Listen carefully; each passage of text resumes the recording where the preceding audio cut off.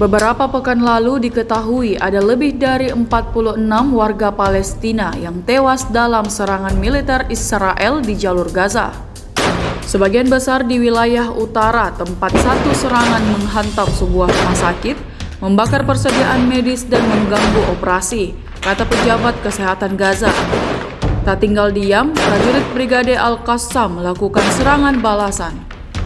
Dalam sebuah rekaman yang diunggah dan ramai beredar di media sosial Telegram pada Jumat 22 November 2024, memperlihatkan aksi penyergapan kelompok penembak jitu Hamas pada sekelompok tentara IDF. Tepatnya di utara jalur Gaza, penembak jitu Brigade Al-Qassam meluncurkan peluru mematikannya pada kerumunan tentara Israel.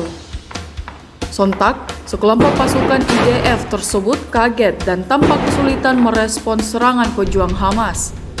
Prajurit Brigade Al-Qassam mengklaim serangannya ini membuat tentara Israel alami luka berat.